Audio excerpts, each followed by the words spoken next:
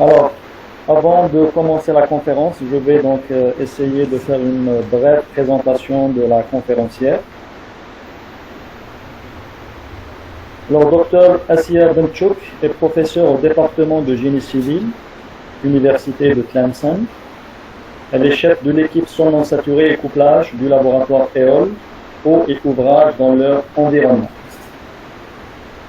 Elle développe plusieurs axes de recherche dans le domaine des sols non saturés, comme l'étude du comportement des sols compactés au voisinage de la saturation, le retrait-gonflement et l'effondrement des sols fins, avec des applications notamment pour les moyaux de barrage et plus récemment des applications pour la construction en terre. Ces travaux ont donné lieu à la rédaction de plusieurs mémoires de recherche, un mémoire de magistère soutenu en 2005 intitulé Comportement des argiles des barrages Sekkek et Bourara soumises à une pression interstitielle négative, et aussi une thèse de doctorat intitulée Comportement hydromécanique des sols fins compactés au voisinage de la saturation, qu'elle a soutenue en 2014. Elle a aussi encadré et co-encadré plusieurs thèses de doctorat dans ces thématiques. Ces travaux de recherche ont donné lieu aussi à de nombreux articles scientifiques publiés dans des revues internationales de renommée. Professeur Asiya Demchouk est aussi très engagée au service de la communauté des géotechniciens. Elle fait partie des membres fondateurs du réseau ENSAT-DZ, qui a été fondé depuis 13 ans en marge du colloque ENSAT Tlemcen 2009.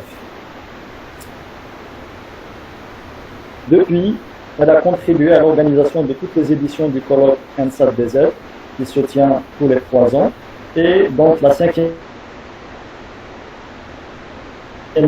édition a eu lieu à Regla, décalage d'une année, à cause de la crise sanitaire. À titre d'information, la 6e édition est prévue à Schleuf en novembre 2024. Professeur Demchouk a aussi contribué aux différentes éditions du cours doctoral sur les sols non saturés.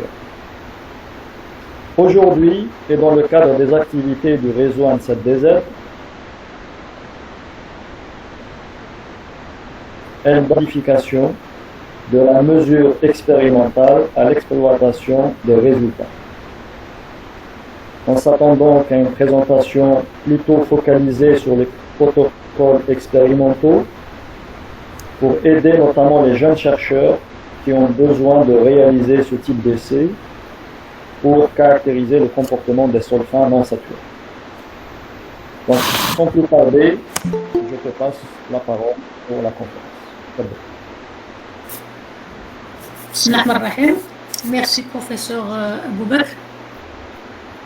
Donc, j'ai l'honneur de présenter aujourd'hui, dans le cadre des animations du réseau ENSAT-DZ, la 4e conférence en ligne. Alors, sous le thème « Les chemins de drainage humidification de la mesure expérimentale à l'exploitation des résultats ».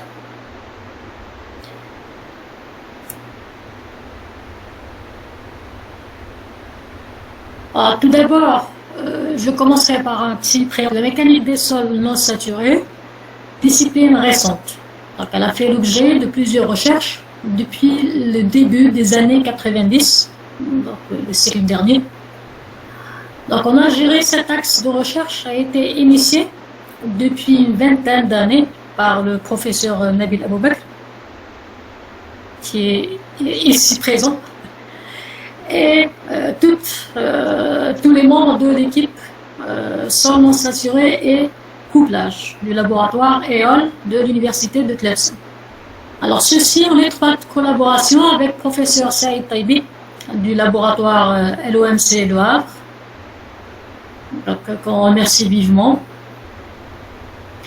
Alors,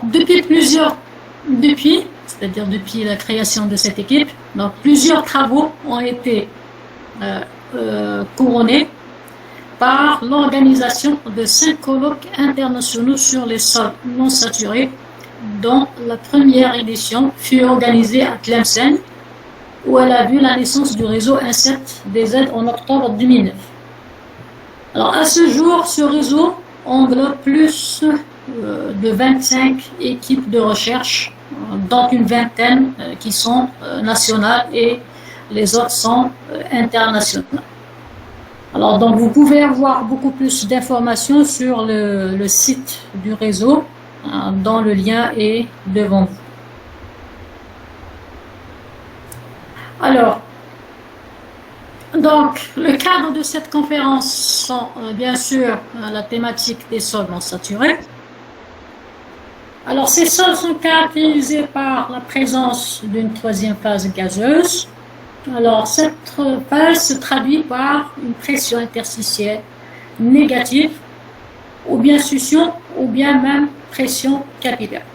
Donc, l'action de la pression interstitielle négative, c'est-à-dire la différence entre la pression de l'air et la pression de l'eau, est mise en relief sur un chemin, c'est le chemin de drainage-humidification, dans lequel l'échantillon n'est soumis à aucune contrainte extérieure, c'est-à-dire à contrainte nulle. Alors l'objectif de notre conférence d'aujourd'hui est de mettre en lumière les différentes étapes pour la détermination des chemins de drainage-humidification, à partir des essais de laboratoire jusqu'à exploitation des résultats sous forme de graphiques.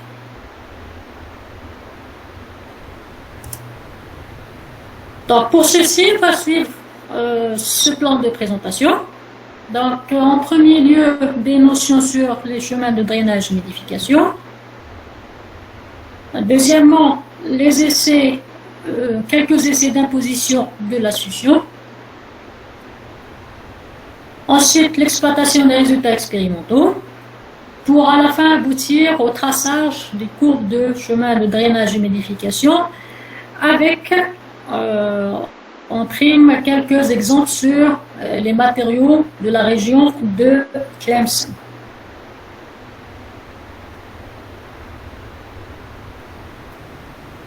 Alors, c'est quoi un chemin de drainage-humidification et quel est l'intérêt de l'étude de la variation de la succion sur ce chemin? Donc, on retrouve un double intérêt de l'étude de cette variation de succion.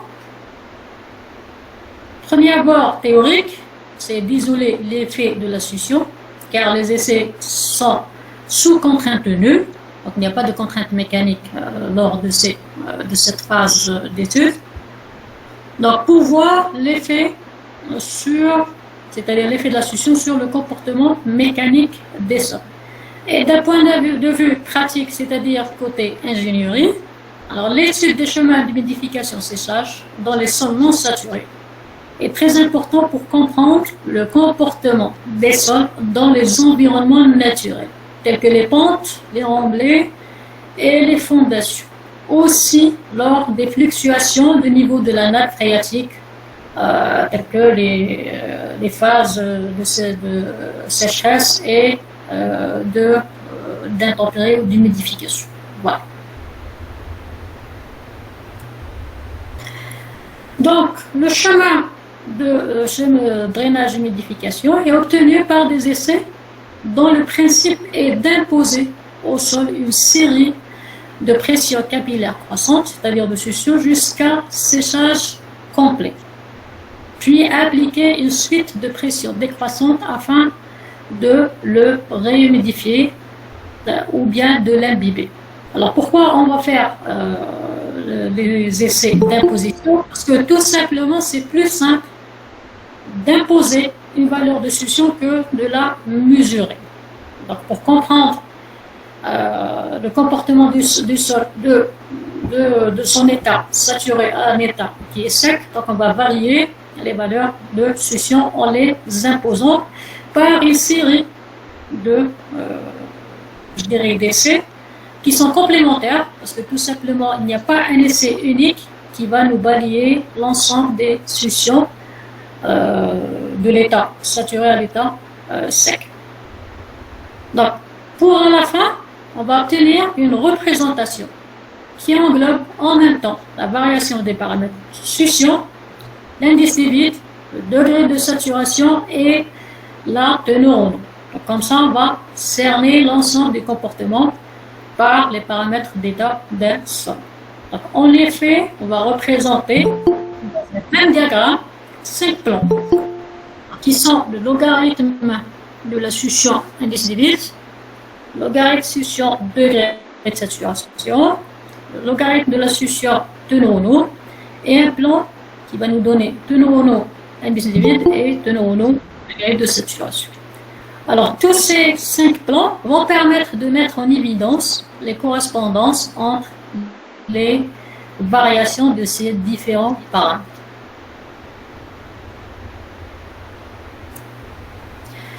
Donc ici, il y a un exemple, je dirais, très pédagogique des 5 plans. Donc les 5 plans, si je prends le plan, donc ça c'est une variation du chemin de drainage et humidification pour un matériau sous forme de pâte.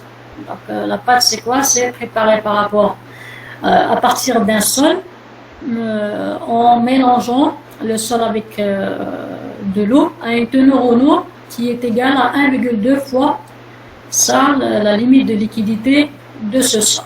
Donc on commence par un état qui est saturé sous forme de pâte jusqu'à obtenir un état qui est sec. Donc sur ces 5 plans, donc on va voir le plan teneur en eau indice des vides, ce qui est complètement à gauche en haut. Donc ce plan représente la courbe de retrait par drainage du sol. Donc elle montre une proportionnalité entre les variations de l'indice des vides et la teneur en eau pour former un palier horizontal. Donc ce plan va nous permettre de déterminer ce qui est montré sur la courbe, la limite, la teneur en eau de retrait, donc WSL. Alors sur le plan, toujours en haut, mais à droite cette fois-ci, donc le plan logarithme succion indice des vides.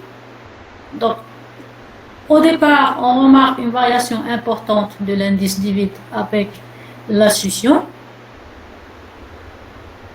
jusqu'à un certain palier où on ne va pas trouver, où on est dans la zone plutôt sèche, un palier où il n'y a pas où le sol se désature lentement, il n'y a pas vraiment une grande, c'est pratiquement stable, donc on est toujours dans le domaine saturé, du point A au point B, vous voyez sur le schéma. Alors du point B jusqu'à le point C, ça représente un début de désaturation. Donc ça, ce qu'on appelle le point d'entrée d'air. Ensuite, de C à D, sur le chemin de drainage, une forte désaturation. Donc si je prends le chemin d'humidification du point D jusqu'à D', donc le degré de saturation, on est sur le chemin d'imbibition.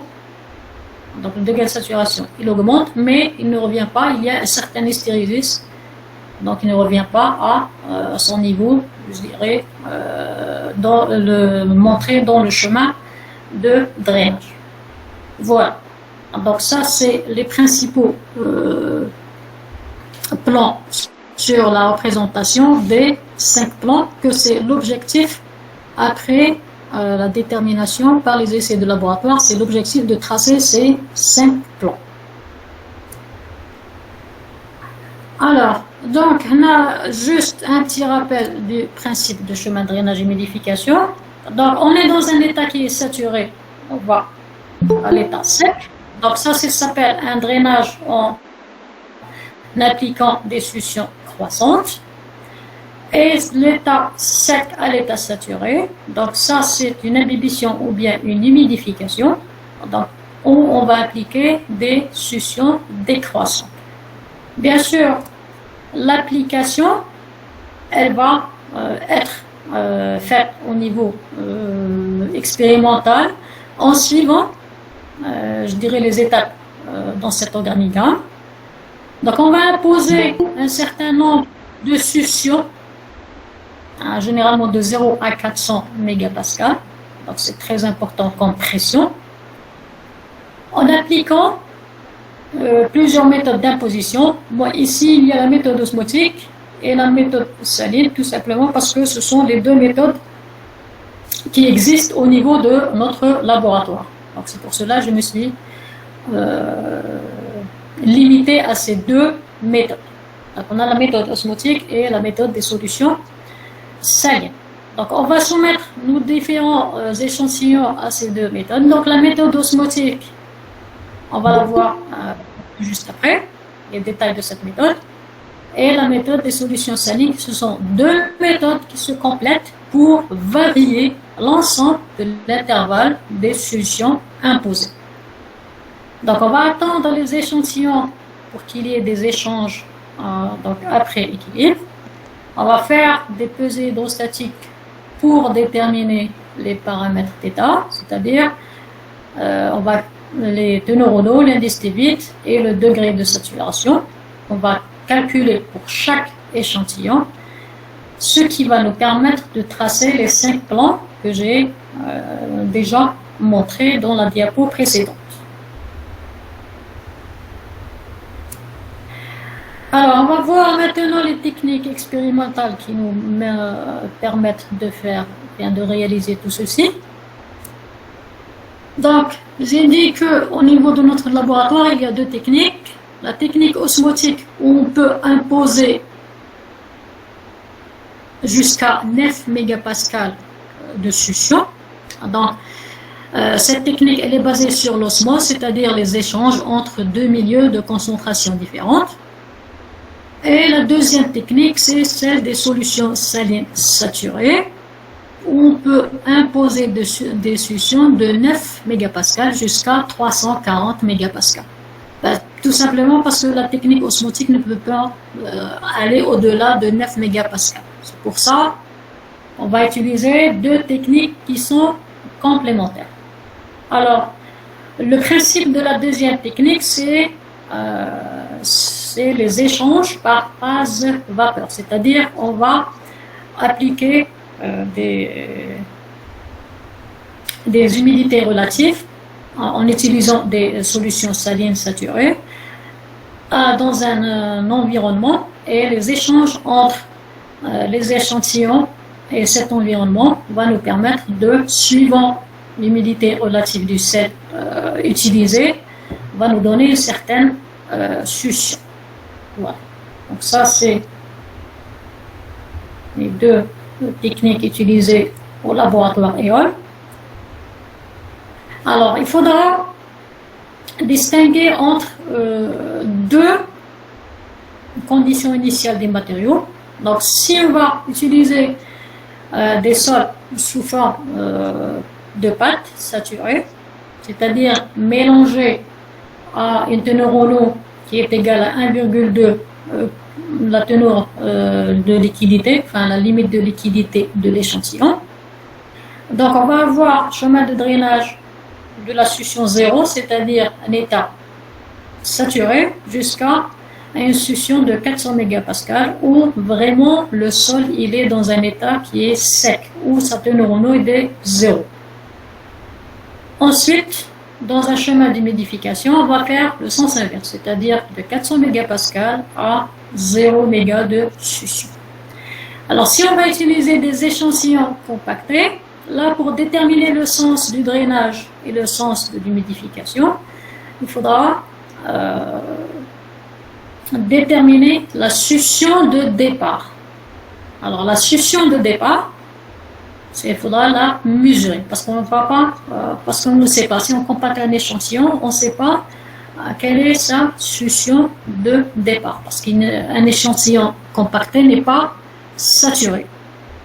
Donc, on doit déterminer, donc son degré de saturation il est inférieur à 100%, donc on doit déterminer sa succion de départ. Et pour cela, on doit utiliser une technique qui va nous mesurer la succion.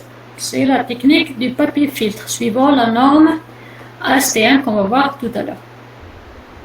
Donc, cette valeur qu'on a déterminée par papier filtre, si on va imposer des succions supérieures à cette valeur, c'est-à-dire une succion S1 supérieure à la succion déterminée par papier filtre, on suit un chemin de drainage. Donc, ici, on va imposer des succions qui sont inférieures à la succion de l'échantillon compacté, donc on va suivre un chemin d'humidification. Donc, c'est pour cela qu'il faudra faire attention aux conditions initiales des échantillons soumis aux essais d'imposition de la succion. Donc, ici, je vais vous montrer une vidéo pour vous montrer la technique de mesure de la succion par papier filtre selon la norme ASTM D5298. Donc voilà, attendez. L'essai de la mesure de la succion par papier filtre, on va compacter une partie de l'échantillon. On va prendre deux papiers qui vont protéger notre 2142, notre papier filtre, et le mettre sur notre échantillon. On va insérer le premier papier, le papier filtre, et le deuxième papier qui va protéger notre papier filtre. Voilà. Ensuite, on va rajouter notre sol est compacté jusqu'à obtenir un échantillon complet avec les dimensions voulues. Deuxième étape, on va paraminer l'échantillon pour garder l'humidité de notre sol. Et on va laisser pour équilibrer pendant quelques jours, de 5 à une semaine. Donc, après, on va mesurer la teneur en eau du papier. Après équilibre, on ouvre l'échantillon et on va prendre notre papier filtre pour mesurer sa teneur en eau. On prend le papier filtre et on va mesurer sa masse filtre. On va l'assumer. Donc il va déposer directement le papier filtre dans le tube pour mesurer sa masse sèche après 4 heures ou bien 24 heures. Donc ceci c'est pour, donc après avoir déterminé la masse du papier filtre, il faudra prendre la norme ASTM et déduire la valeur de la succion par rapport à une courbe étalonnage qui se trouve sur la norme ASTM. Voilà. Donc à partir de cette valeur, on peut déterminer les valeurs des succions qui sont supérieures à cette succion. On va suivre un chemin de drainage et les valeurs imposées qui sont inférieures à cette valeur vont suivre un chemin d'humidification. Voilà. Alors, concernant les techniques d'imposition, on va prendre la première, c'est la technique osmotique. Donc, c'est à la base, c'est par le principe d'osmose, parce que tout le monde connaît l'osmose, c'est les échanges entre les différentes concentrations du milieu. Alors, ceci c'est par échange de solutions avec je dirais, l'humidité régnante dans l'échantillon. Donc, on regarde aussi la petite vidéo pour le principe expérimental. Alors, parmi les méthodes d'imposition de la succion, il y a la méthode osmotique qui a pour intervalle de succion de 0 à 9 pascal. Donc, on a besoin pour cette méthode d'imposition de succion, on a besoin du PEG, de polyéthylène glycol. Alors, il y en a deux, le 6000 et le 20000. Donc, suivant la succion qu'on doit imposer, on va peser la quantité de PEG qui va nous donner cette valeur de succion. Alors la relation entre la concentration du PEG avec la succion, c'est que la succion est égale à 11 fois C au carré, c'est-à-dire la concentration au carré. Donc on mesure, on pèse la quantité de PEG nécessaire pour 200 ml d'eau. On va mélanger cette solution. Donc on a déjà mélangé la solution, le PEG est déjà préparé. Donc dans un agitateur magnétique, on va mélanger le PEG avec de l'eau distillée. On va avoir la solution du polyéthylène glycol. Donc on a besoin d'une membrane. Alors chaque PEG a sa membrane correspondante. Alors pour le PEG 6000, on a besoin de spectra par 3. Donc on va prendre une certaine distance et on va appliquer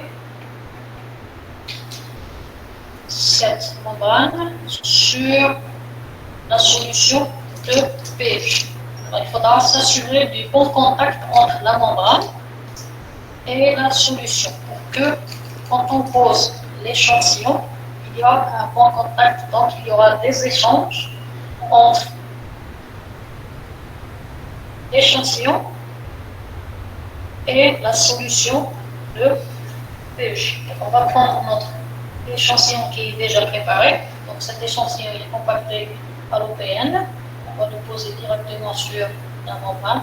On s'assure du bon contact entre échantillon et membrane. Voilà.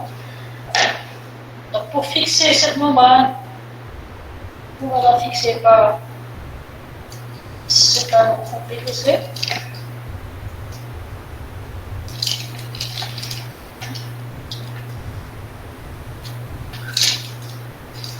Voilà. Donc on s'assure que le contact est bien et qu'il n'y a pas de déperdition ou bien de la solution qui va entrer à l'intérieur de l'échantillon. On va fermer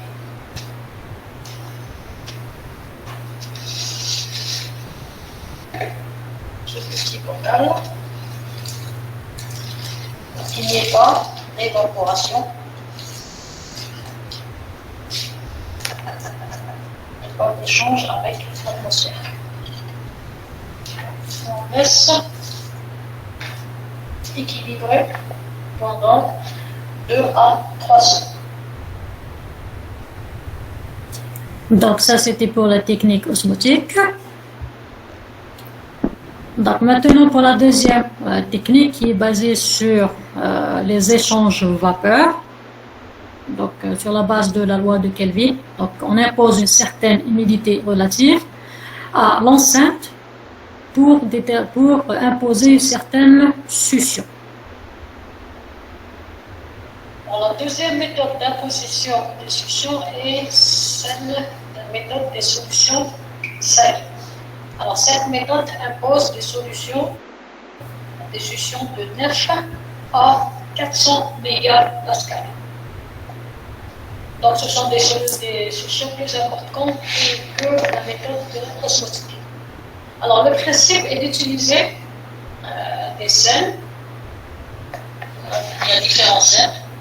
NaCl, donc différents sels, et chaque sel impose une succion donnée, suivant la concentration qui va être calculée par la loi de Kelvin. Parce qu'on impose la succion par humidité relative. Alors, dans cette méthode, il n'y a pas de contact direct entre l'échantillon et la solution salée. C'est juste les échanges se font par phase vapeur. Alors pour cela, on a besoin d'un dessiccateur. Donc on a mis la solution saline qu'on a déjà préparée. Donc c'est une solution saline saturée. Donc on voit les cristaux de NaCl dans notre cas. Donc, avec un mélange préparé avec de l'eau distillée. Donc on va mettre cette base et mettre les échantillons de différents états d'émission. alors compacté à l'EPN, et échantillon sec et échantillon qui est saturé. Donc on va le poser sur. Voilà. Donc, vous voyez qu'il n'y a pas de contact entre la solution, c'est-à-dire saturée, et les échantillons. Donc les échantillons, les échanges se font par phase vapeur. Donc on va fermer ce dessiccateur en appliquant de la vaseline sur les bordures pour bien étanchéiser l'air et ne pas permettre des échanges entre l'extérieur et l'intérieur. Donc, toutes les phases, donc, la solution va être équilibrée par l'humidité relative qui va être dégagée par le sel à l'intérieur de notre dessiccateur. Alors, il faudra noter que cet essai va durer plus longtemps que la technique osmotique. Donc, ça va prendre plus des mois pour équilibrer, et les échanges sont équilibrés entre l'humidité relative de l'air et la solution qui se trouve à l'intérieur de l'échantillon. Donc, après cela, donc on va voir qu'il y a. Donc, pour être sûr de la durée du temps d'équilibre, on préfère mettre des échantillons témoins et les soumettre à, bien sûr, l'échantillon témoin, c'est de mettre un autre dispositif à part, hein, pour ne pas déranger l'équilibre pour les échantillons qui sont dans, par exemple, dans le dessiccateur. Donc, on va prendre un autre dessiccateur qui sera uniquement juste pour l'échantillon témoin. Donc, je prendrai cet exemple. Donc, on va mesurer, regardez sur le graphique, sur l'axe des ordonnées, il y a la masse de l'échantillon. Donc, regardez, maxima c'est 5,5 grammes. Donc, ce sont des petits échantillons pour favoriser, c'est-à-dire la rapidité des échanges. Donc, et on va mesurer le poids de l'échantillon. Donc, ici, on est pour un échantillon sur un chemin de drainage, une solution de 342 mégapascales. Donc, c'est un échantillon qui va sécher. Donc, on va mesurer, et chaque jour, on vient au laboratoire pour mesurer la masse de l'échantillon. Donc, on va prendre l'échantillon du dessiccateur, mesurer, ensuite le remettre dans son dessiccateur. Donc, on voit clairement que notre masse, elle, diminue, d'accord, suivant la progression dans le temps.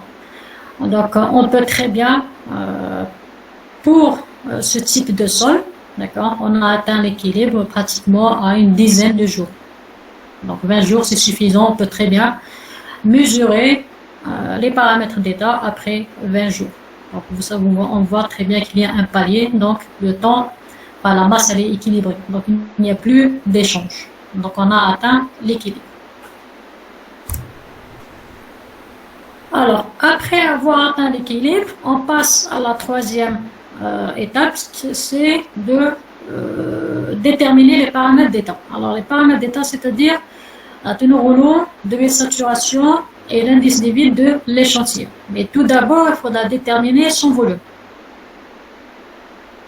Alors, le volume, on va le déterminer par la méthode de pesée hydrostatique. Donc, c'est la même chose que le... Donc, après équilibre, on va prendre les échantillons soumis à l'essai de solution saline.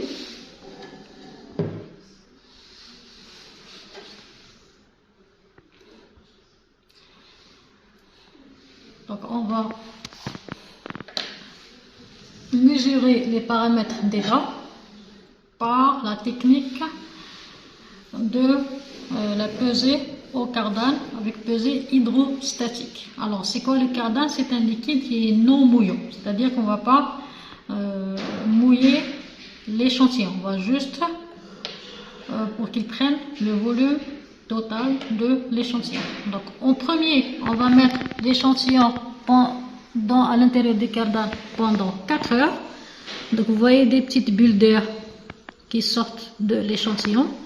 Donc ça c'est un signe que le liquide non mouillant pénètre à l'intérieur des vides qui sont dans l'échantillon. Donc on va le laisser, donc cette étape est très importante, on va laisser l'échantillon à l'intérieur du cardan pendant 4 heures. À la fin de cette partie, on va prendre l'échantillon, donc toutes les bulles d'air sont dégagées, on va prendre l'échantillon, on va essuyer un petit peu l'excédent des cardanes, mesurer sa masse à l'air libre, ensuite prendre le même échantillon et l'introduire à l'intérieur pour une mesure en immersion à l'intérieur du cardan. Donc on a la pesée hydrostatique, donc le poids diminue, la masse diminue de l'échantillon. Voilà, donc on va juste prendre, ensuite on va prendre l'échantillon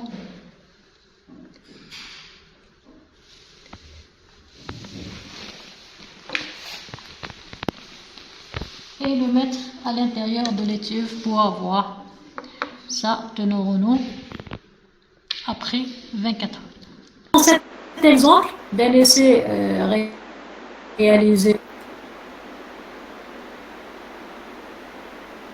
donc pour les solutions imposées, c'est quand on a les valeurs de teneur indice des vides et le degré de pression qui va. Donc ça, ce sont des mesures réelles sur un chemin de drainage humidification. Plutôt, on est sur chemin de drainage. Alors, donc, chaque échantillon, il est destructible. Donc, pour une solution, un échantillon va mesurer, donc ça, il est détruit, et ça représente un point dans cette courbe. Donc, on a, par exemple, ce petit point. Là, d'accord. Donc, on va les trouver par rapport à les tracer par rapport à sa teneur en eau et degré de saturation, déduit après les différentes pesées, la solution imposée et degré de saturation, et ainsi de suite. Donc, dans chaque plan, on va mettre les caractéristiques d'une seule mesure. Donc, bien sûr, pour faire ces 5 plans, il faudra plusieurs solutions, donc et plusieurs échantillons. Et il est préférable de mettre pour chaque solution 2 échantillons pour faire une moyenne, ou si un échantillon se détériore, il y a un deuxième échantillon pour pouvoir prendre ces caractéristiques. Donc, après avoir déterminé les paramètres, on va tracer les 5 plans. Donc ici, je vous montre quelques résultats sur les matériaux de la région de Tlemcen. Donc le premier, c'est donc le chemin de drainage humidification du matériau du barrage Skek. Il a une limite de liquidité de 50%, un indice de plasticité de 27%. Donc les points en bleu, c'est le chemin de drainage, et le point en rouge, c'est le chemin d'humidification. Donc sur le plan degré de saturation, pression capillaire, on voit très bien le palier ou le sol, il est toujours saturé, même si on est des solutions supérieures à 0, donc on est en des solutions supérieures à 0, donc le sol il reste toujours saturé jusqu'à un certain point et commence à se désaturer. Donc c'est la pression capillaire de désaturation. Ensuite il se désature d'une manière plus importante, d'accord, jusqu'à devenir complètement sec. Sur le chemin d'humidification, donc on va diminuer les valeurs de succion pour que il va je dirais, son degré de saturation va augmenter jusqu'à une certaine limite. Il ne peut pas être, il va pas atteindre vraiment le palier. Carrément, il y aura toujours un certain hystérésis entre le chemin de drainage et le chemin d'humidification. Voilà, donc à partir de là, on peut déterminer la teneur en eau de limite de retrait. Donc sur le plan indice de vide, teneur en eau.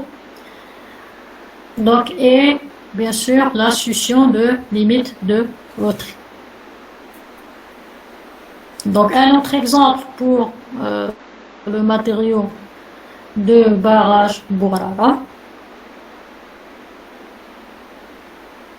Voilà, donc sur ce point, on a différents états initiaux, allopéenne, sous forme de pâte et consolide. Voilà, donc ici, on a une limite de teneur en eau de retrait de 12%, un indice de vide de retrait de 0,38 et une succion de 5 mégapascales de limite de retrait. Voilà, donc en conclusion, donc à travers cette contribution, donc on a présenté les différentes méthodes expérimentales pour la détermination des chemins de drainage et humidification, donc sous contrainte nulle. Donc aussi, j'ai essayé d'exploiter les résultats du laboratoire en les traduisant sur la présentation usuelle des 5 plans, en espérant que les doctorants puissent comprendre comment j'ai facilité les choses aux doctorants pour, s'ils ont besoin de tracer ces chemins de drainage et humidification. Voilà, j'ai terminé et je vous remercie pour votre attention. Merci beaucoup. Donc, merci beaucoup, professeur Assia Benchouk, pour cette présentation très pédagogique. Vous avez donc présenté la procédure complète pour établir ces chemins de drainage humidification. Donc les vidéos illustratives que vous avez utilisées sont très claires, très pertinentes et je pense qu'elles seront d'une grande utilité pour les doctorants donc, qui s'engagent dans une thèse impliquant donc, ce type de protocoles expérimentaux. Mais l'intérêt aussi il est aussi envers les professionnels. C'est l'occasion donc pour les chercheurs de montrer un peu leurs approches pour prendre en compte la non-saturation du sol, pour caractériser les sols non saturés et pour montrer les possibilités, les techniques disponibles, les savoir-faire qui existent dans les différents laboratoires pour permettre donc des échanges soit entre chercheurs d'une part, mais aussi entre chercheurs et professionnels pour la résolution des problèmes d'ingénieurs. Donc merci encore une fois pour cette présentation. Le débat est maintenant ouvert pour les questions. Donc on peut prendre des questions verbalement, donc directement. Donc celui qui veut poser la question peut activer son micro et poser sa question. Mais on a aussi des questions qu'on a reçues via la messagerie. On va aussi essayer de les prendre. Donc le débat est ouvert. Celui qui veut prendre la parole peut lever la main. Donc il appuie sur la main levée. Et une fois que la parole lui est attribuée, il active le micro et il pose sa question directement à la conférencière. On peut commencer par prendre déjà la première question de la messagerie. Donc Ali Fernan, il dit donc merci pour l'équipe du réseau N7DZ, d'accord. Comment peut-on faire des corrélations entre le paramètre succion et d'autres paramètres comme la résistance à la compression, il dit déviateur de contrainte, c'est-à-dire comment on peut relier la succion pour caractériser peut-être ce qu'il veut dire le comportement mécanique du sol, comme la résistance au cisaillement. Donc ça c'est la première question. La deuxième question de la messagerie donc vient de notre ami Schlick-Lauer. Donc est-ce qu'on peut utiliser une seule méthode, par exemple par phase vapeur, des solutions salines pour avoir les deux chemins complets avec leurs paramètres? en attendant les questions orales. Donc voilà les deux premières questions qui sont posées via la messagerie. Oui, je remercie les participants pour ces questions pertinentes. Donc, concernant la première question, pour les corrélations avec la succion, oui, il y a plusieurs chercheurs qui ont essayé de trouver des corrélations. Parce que tout simplement, c'est pour étudier les sols non saturés, la succion, l'effet de succion, ça demande beaucoup de temps. Donc, on a essayé de faire quelques relations, mais c'est toujours, je dirais, en phase expérimentale. Il y a des relations que l'équipe de Fleuro a établies, et celle de... Donc, pour les résistances au cisaillement, c'est ça.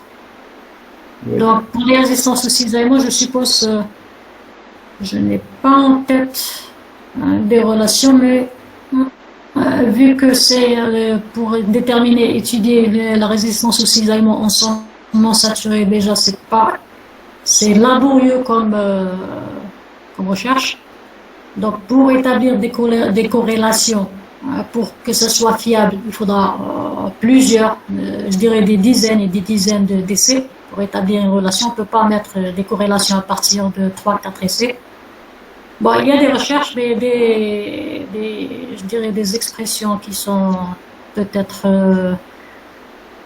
validées, bon, à ma connaissance, pour ne pas dire des choses erronées. Concernant la cisaillement, je ne sais pas s'il y a des expressions vraiment qu'on utilise. Voilà. Pour la deuxième question, qui concerne, est-ce qu'on peut utiliser uniquement les solutions salines? Voilà.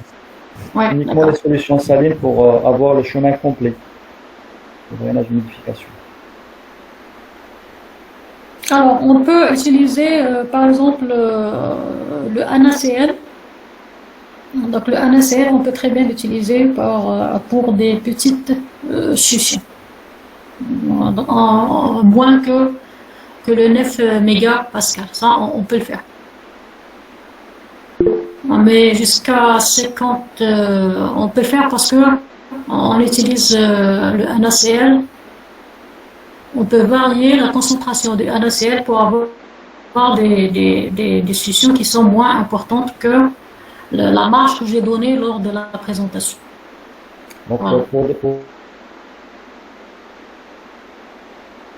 Pour des solutions oui, qui ne seront pas saturées qui ne sont pas saturées, voilà. Ils sont pas saturés. Ce sont des solutions salines qui sont non saturées.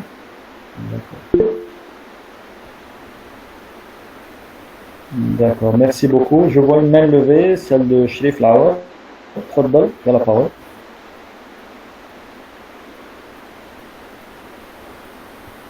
Il faut juste activer le micro.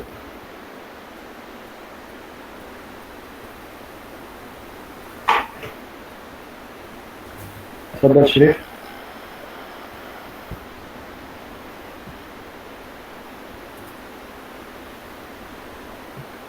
Shrif, on n'arrive pas à t'entendre. Je ne sais pas si tu parles maintenant.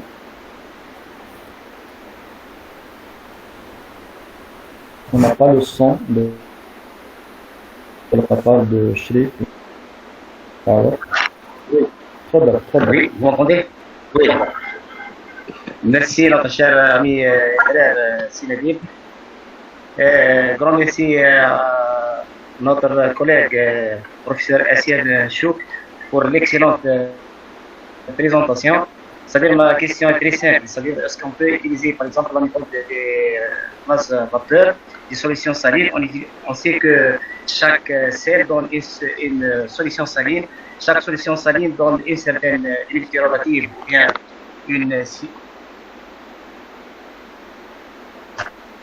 plusieurs points, par exemple 10 points. Donc on peut utiliser 10 solutions salines. C'est-à-dire si on peut avoir un travail complet pour un doctorant, est-ce qu'on peut se limiter uniquement à cette méthode de solution saline, c'est-à-dire on utilise plusieurs sels pour avoir plusieurs succions et pour avoir plusieurs teneurs en eau. Donc, on peut avoir aussi les deux chemins d'humidification et de séchage, en se limitant uniquement vu, par exemple, le manque des moyens, des dispositifs expérimentaux et consommables, etc. Surtout la membrane dialyse ou PEG et l'AFLI. Donc, est-ce qu'on peut se limiter uniquement à la solution saline pour avoir un travail complet, c'est-à-dire un travail expérimental complet qui nous donne une idée sur le comportement de la saturation en utilisant une méthode. كاش مشكلة نطفي الميكروفون. Merci. الله يبارك فيك. Je te remercie, professeur Lawal. Justement, j'ai dit qu'on peut utiliser par exemple le sel NaCl. Donc le NaCl, on peut très bien l'utiliser en solution saline qui est non saturée. Parce qu'il y a les solutions salines saturées et non saturées. Donc c'est suivant la concentration. Sauf que là, il faudra vraiment vérifier l'humidité relative. Parce que les échanges, donc il y a une perte un petit peu de vapeur d'eau. Donc on doit toujours vérifier l'humidité relative de l'enceinte pour être sûr que c'est vraiment la bonne solution imposée. Voilà. Donc j'espère que j'ai répondu à votre question.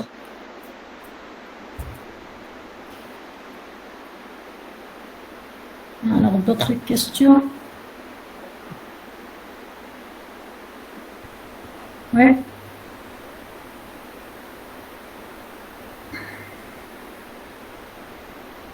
Autre question? Pardon, j'avais mon micro qui était désactivé, je parlais en même temps, désolé. Donc, Monsieur Mourad Yahya Issa, je vois sa main levée. Marhaba bik, tfaddal, vous avez la parole. Oui, merci, m'entendez? Oui, Oui, bonjour à tous, et je tiens vraiment à féliciter Madame Chouk là pour le travail fastidieux que vous avez fait.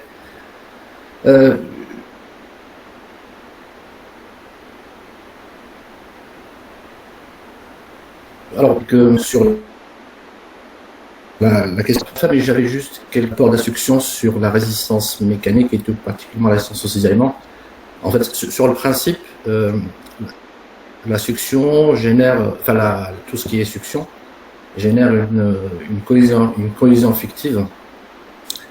Et donc normalement, plus la cohésion augmente, plus la résistance augmente. Donc, il faut faire très attention sur l'utilisation de ces cohésions fictives dans le dimensionnement, parce qu'on sait qu'en fait l'humidité extérieure évolue favorablement et défavorablement. Quand il fait chaud, les terrains s'assèchent et donc on a une très très forte cohésion qui est liée en grande partie à la succion, enfin à la désaturation du matériau. Par contre, quand il pleut, très vite on a une chute de succion et donc une chute de la cohésion et donc par voie de conséquence une perte de cette cohésion fictive, et donc c'est pour ça qu'on voit des plus gros dégâts qui se produisent, des problèmes de stabilité se produisent plutôt en période pluvieuse. Et donc pour répondre un peu à la question de monsieur Ali Fernan, ça, qui avait posé la question sur l'apport, en fait, si vous faites un essai sur un matériau désaturé, vous allez avoir une résistance mécanique qui est plus forte que si vous le mettez sur un matériau qui est désaturé. Après, moi j'avais une question sur les courbes de saturation,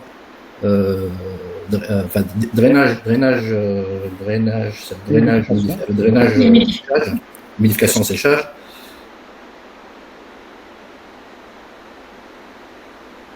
Voilà. Donc vous partez d'échantillons compactés à l'européenne sur les deux barrages, là, et après donc vous les saturez. Parce que j'ai pas très bien compris, parce que vous mettez des chemins de désaturation, enfin de séchage et des chemins de drainage, d'humidification et de drainage. En fait, la question elle est très très simple. Si on part d'un matériau compacté à l'EPN, est-ce que sur un cycle d'humidification-séchage, le comportement est réversible ou pas réversible? Ce serait peut-être bien de remettre la diapo qui concerne le matériau compacté. Les deux dernières diapos là qui est présentées. Oui, d'accord.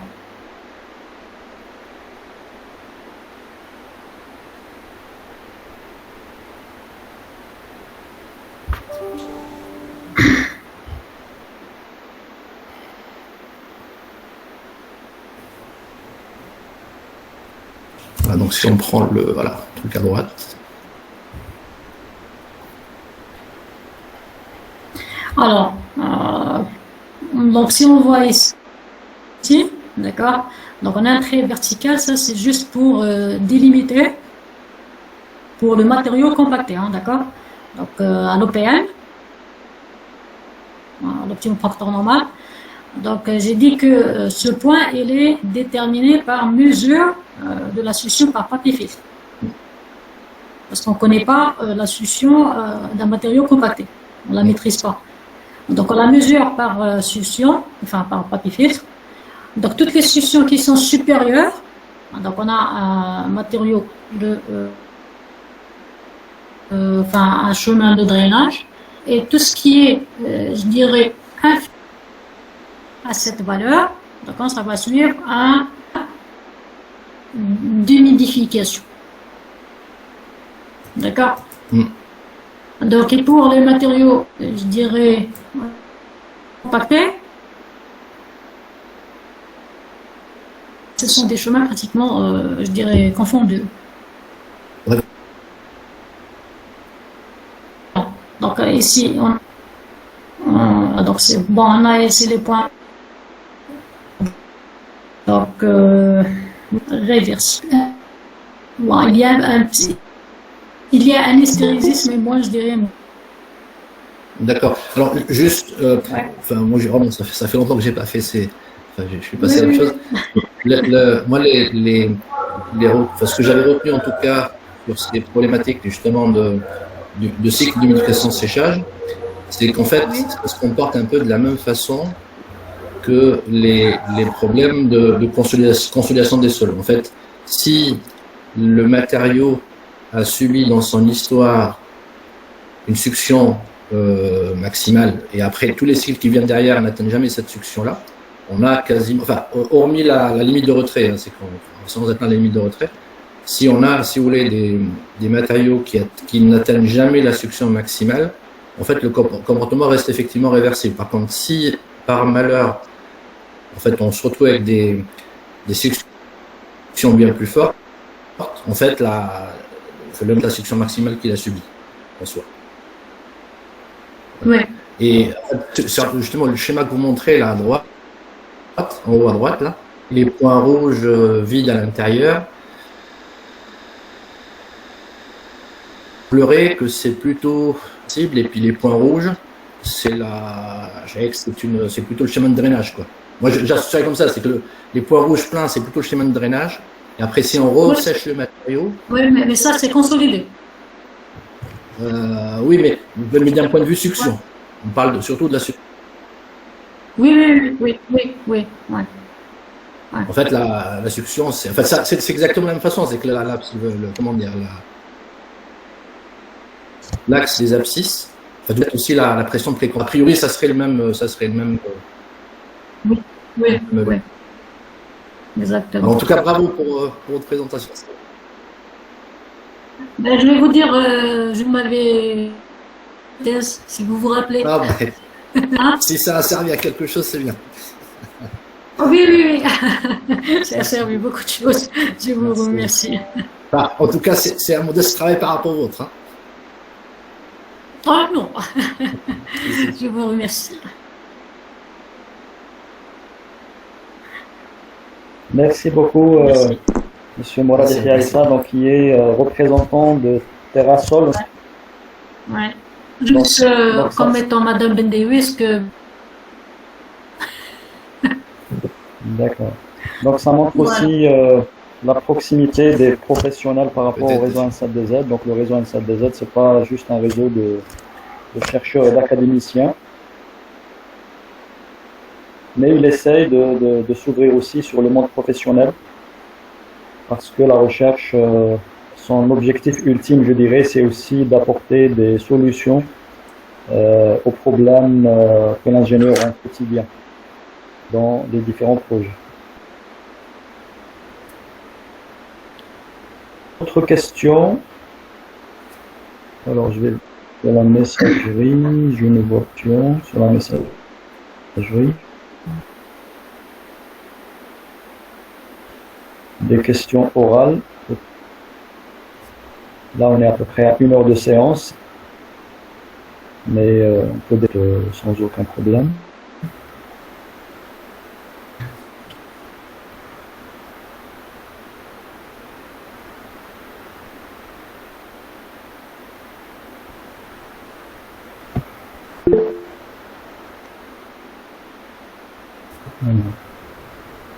شريف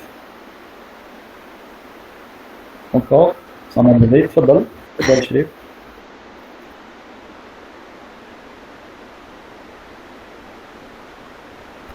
Activez le micro. Entre-temps, il y avait aussi une question de Salima Bouchmilla. J'avais pas vu la question, donc elle dit dans la méthode osmotique, quel est le rôle de la membrane?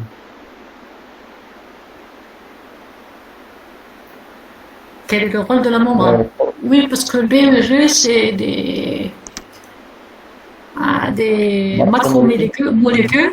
Le polyéthylène glycol, il est constitué de macromolécules. Donc, c'est lui qui va nous donner, enfin, imposer la succion. Donc, les échanges sont par de l'eau. Il y a un échange d'eau uniquement. Donc, la membrane, je dirais, elle permet les échanges d'eau entre l'échantillon et la concentration de PEG. Sauf que la macromolécule de PEG ne passe pas par la membrane. Voilà. Donc, il y a juste des échanges d'eau. Voilà. Et bien sûr, chaque PEG utilisé, il a sa membrane correspondante. J'espère que j'ai répondu à ma chère collègue Céline. Bon, elle a posé certainement la question, peut-être juste pour apporter les éclairages. Oui, sûrement. Sûrement, je la remercie. Pour compléter l'information. Merci beaucoup. Chérif? Oui. Si vous permettez, pour plus d'éclaircissement, je veux poser ma question d'une autre façon. C'est-à-dire, avant de passer à la détermination des paramètres d'état, on est obligé d'avoir, premièrement, la courbe de rétention, c'est-à-dire succion en fonction des teneurs en eau, par exemple. Bon. Pour avoir cette courbe, il faut des points. Chaque point a 2 coordonnées, succion plus et teneur en eau. Moi, ma question est très simple. C'est-à-dire, professeur Benchouk a utilisé que le NaCl. Par la suite, elle a déterminé les autres paramètres d'état. Mais si on veut, c'est-à-dire pour avoir la courbe de rétention, c'est-à-dire teneur en eau en fonction de succion, est-ce qu'on peut utiliser plusieurs solutions salines à la fois? Parce que chaque sel nous donne une humidité relative, nous donne une scission. Donc, pour chaque scission, on a une certaine teneur en eau. Donc, si on utilise par exemple 5 solutions salines, donc on aura 5 points, c'est-à-dire 5 couples de teneur en eau en fonction de scission. Est-ce que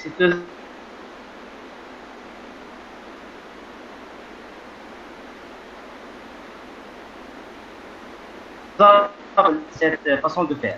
Je pense que Montré par le NaCl. Hein, mais bien sûr, pour imposer une scission de 300 mégapascales, le NaCl ne peut pas.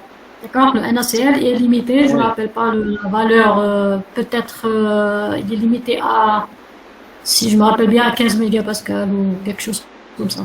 Je ne me rappelle pas bien, je n'ai pas le tableau devant moi. Mais pour imposer de grandes scissions, il faudra d'autres sels. D'accord? Donc le NaCl est limité.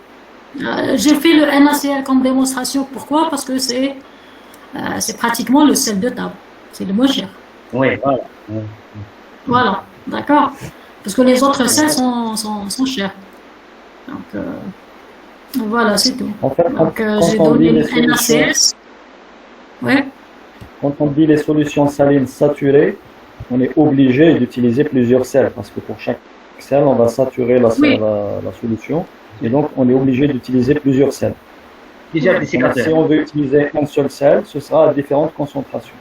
Et je pense que la technique, c'est plutôt les solutions salines. Mais ça ne va pas donner tout le chemin jusqu'à séchage complet de l'échantillon. Ça dépend le sel. Il y a des sels qui nous donnent 50 mégapascales. Il y a des sels qui imposent, par exemple les acides, imposent 400 mégapascales. Donc c'est pour ça qu'il faudra toujours relier l'humidité relative avec le sel correspondant, enfin, le sel utilisé. On ne peut pas faire les chemins de drainage humidification par méthode des solutions salines avec un seul sel. Ça, c'est pas possible. Non, avec ça, non, en utilisant. Pour avoir la courbe complète, hein, pour avoir la courbe complète. En fait, J'espère que j'étais clair. c'est juste pour apporter une petite contribution. En fait, chaque solution saline saturée impose une humidité extérieure, une humidité relative. Donc, chaque humidité relative impose une succion. Donc, comme disait Madame Benchouk, en fait, le sel impose une certaine humidité relative et donc, par voie de conséquence, une certaine succion, qui est, je ne sais plus, 10 ou 15 ampères. Après, chaque sel, en fait, il impose une humidité relative. Donc, chaque solution saline impose une humidité relative et donc, chaque humidité relative impose une certaine succion. Tout à fait, tout à fait. Ceci dit, pour les faibles suctions, là on est obligé d'utiliser une deuxième technique, comme l'avait bien dit Madame Benchouk dans sa présentation. On utilise la technique osmotique pour les faibles suctions inférieures à 9 mégapascales, parce que cette zone-là n'est pas couverte par les solutions salines. Donc il y a cette combinaison des deux techniques. On peut même évoquer la troisième technique qui est le plaque tensiométrique pour les très faibles valeurs de succion, où cette technique peut aussi couvrir une gamme de succion très faible, donc inférieure à celle obtenue par la technique osmotique. Oui, merci à vous tous. Merci beaucoup. Je vous en prie. Donc s'il n'y a pas d'autres questions, on va clôturer la séance. Donc on remercie tous les participants pour leur patience. Et encore une fois, on remercie professeur Benchouk pour cette présentation très pédagogique et très illustrée par des vidéos notamment qui peuvent être d'une grande utilité pour les jeunes chercheurs qui commencent des thèses de doctorat. J'espère qu'on aura la possibilité d'accéder à ces vidéos, notamment à travers le site web du réseau N7DZ, mais aussi à travers d'autres supports comme la page Facebook, etc., pour permettre donc aux doctorants de revenir à ces supports et les utiliser. Merci beaucoup et Inch'Allah on se retrouve